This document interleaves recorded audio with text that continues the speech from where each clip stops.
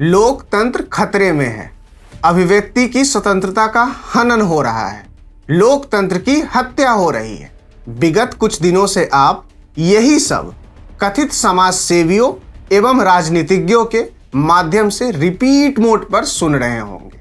हो भी क्यों ना, आखिर उनके आराध्य राहुल गांधी के विरुद्ध एक भारतीय न्यायालय ने कार्रवाई करने की हिमाकत जो की है। परंतु जो कुछ बीते दिनों में बिहार में मनीष कश्यप के साथ हुआ, चाहे जिस भी कारण से हुआ, वो भी लोकतंत्र का ध्वज लहराने जैसा तो बिल्कुल नहीं था। और ये दोहरे मापदंड सिंहासन पर विराजे नीतीश बाबू और लालू के लाल को प्रश्नों के घेरे में अवश्य खड़ा करते हैं। प्रश्न उठता है कि ये भेदभाव की भद्दी और घटिया राजनीति क्यों और कब तक। नमस्कार, TFI पर आपका स्वागत है और मैं प्रत्युष माधव आपको परिचित करवाऊंगा मनीष कश्यप से और कैसे उसके साथ जो हो रहा है वह लोकतंत्र का उपहास उड़ाने और लोकतंत्र के आदर्शों को तार तार करने से कम नहीं है। सब प्रथम प्रश्न तो यही उठेगा कि ये मनीष कश्यप है कौन। ये बिहार के एक पत्रकार हैं जो सोशल मीडिया और यूट्यूब के माध्यम से बिहार के संबंधित समाचार और बिहार की समस्याओं पर चर्चा करते हैं और प्रकाश डालते हैं।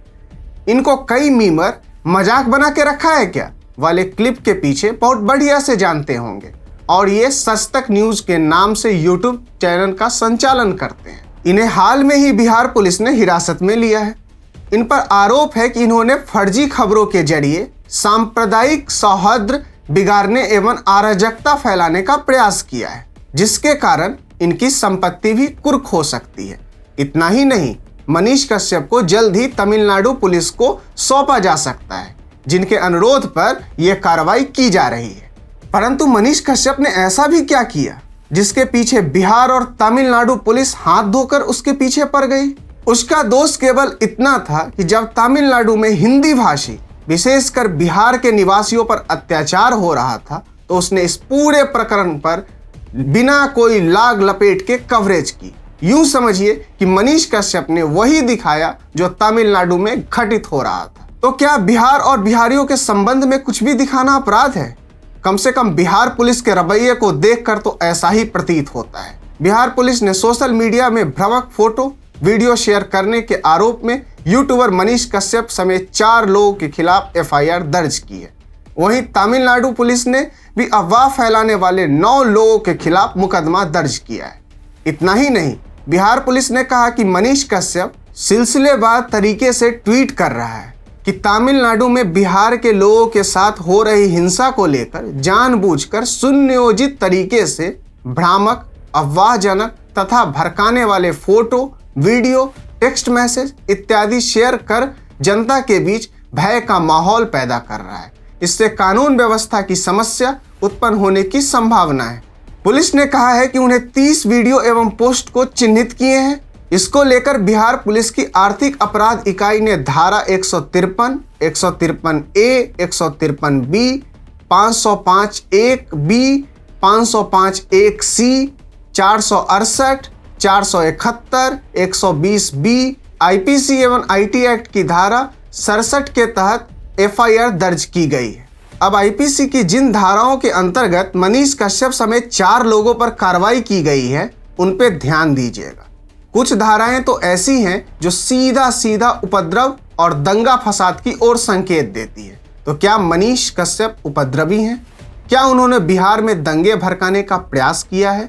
जिस बिहार में अग्निवीर योजना को लेकर मचाए गए उपद्रव को लेकर धाराएं लग सकती थी, उन धाराओं में मनीष कश्यप को हिरासत में लेकर ऐसे पेश किया जा रहा है मानो इनके एक ही इशारे पर बिहार उपद्रवियों के हवाले कर दिया जाता। अब स्वयं अपने आप से पूछिए, क्या यह तेजस्वी सरकार की तानाशाही नहीं है?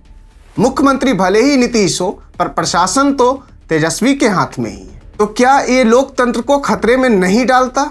मानिए कल को आपको किसी व्यक्ति के चुटकुले पसंद नहीं आए तो आप क्या करोगे? या तो उससे बात नहीं करोगे या फिर सीधा कहोगे भाई पकाओ मत। आप उस व्यक्ति के खराब जोक्स पर उसे फांसी पर तो नहीं लटका दोगे।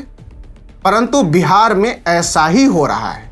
यहाँ पर कुछ विशेष प्राणी ऐसी दलीलें देंगे कि मोदी सरकार भी तो यही कर रही है। उन्होंने कौन सा लोकतंत्र का उद्धार किया है? अपराध सिद्ध होने पर कार्रवाई होना और केवल आरोप के आधार पर दंडात्मक कार्रवाई में आकाश पाताल का अंतर होता है। आप खुद देख लीजिए, अधिकतम लोगों पे जो भी कार्रवाई हो रही है वह या तो आरोप सिद्ध होने पर या फिर कोर्ट के द्वारा निर्णय देने के बाद ही हो रही है। ज़्यादा कुछ नहीं, केवल राहुल गांधी के वर्तमान केस पर ध्यान देते हैं। जब वे दोषी सिद्ध हुए तभी तो कार्रवाई हुई। क्या नरेंद्र मोदी ने मन बनाया कि चलो आज राहुल गांधी को प्रताड़ित करते हैं, और सूरत के न्यायालय को आदेश दे दिया गया कि उसे इन धाराओं में फंसा दो। परंतु बिहार में खासकर मनीष कश्यप के प्रकरण को देखकर यही लग रहा है, यहाँ न मुकदमा न सुनवाई, सीधा कार्रवाई, जिसके विरुद्ध अपील के भी द्वार लगभग बंद ही हैं। क्या ये ब्रिटिश राज का स्मरण नहीं कराता? अब कुछ लोग ये दावा कर रहे हैं कि मनीष कश्यप का असली नाम त्रिपुरारी तिवारी है और अब बिहार के राजनेता इसे जातिवाद का एंगल देने में लगे हुए हैं। सत्ता के लिए और कितना नीचा गिरोगे तेजस्वी? चलिए हम मान लेते हैं बिहार पुलिस ठीक बोल रही है, मनीष कश्यप ने अफवाह फैलाई और लोगों को भ्रमित किया। ये भी मान लेते हैं कि कुछ दिक्कत नहीं है, बिहार में सब ठीक है। तो फिर इस राज्य से पलायन क्यों हो रहा है? ऐसा क्या है अन्य राज्यों में जो बिहार में नहीं है? और अगर नहीं है तो इसके जिम्मेदार आप ही हैं, नीतीश और लालू। क्या ये पलायन 2-3 दिन पुरानी समस्या है? जी नहीं। जब से 1989 में बिहार में सत्ता परिवर्तन हुआ है, एक दिन भी ऐसा नहीं गया है जब बिहार के निवासी को लगा हो कि बिहार की राजनीतिक प्रगति पर उन्हें गर्व है। धर्म, जात पात, आप जो विषय बोलिए, उसी के नाम पर बिहारियों को बांटा गया। विकास और प्रगति का तो मानिए चिथरा ही साफ कर दिया। स्थिति तो यह हो गई है कि आज छत्तीसगढ़ और ओडिशा तक मूलभूत संचारण में बिहार से मीलों आगे है, और ये कोई मजाक का विषय नहीं है। एक समय में वैश्विक गतिविधि तय करने वाला बिहार आज उपहास का प्रतीक हो गया है, और इसके दोषी बिहार के सत्ताधारी लोग ही हैं, जिनकी ना कोई आत्मा है ना कोई विचार। हम पूछते हैं, क्या इन सब विषयों पर चर्चा करना भी पाप है? क्या मनीष कश्यप द्वारा ये बताना कि बिहार के प्रवासी तमिलनाडु में ठीक से नहीं रह पा रहे हैं सब बकवास है, कुछ भी सच नहीं है?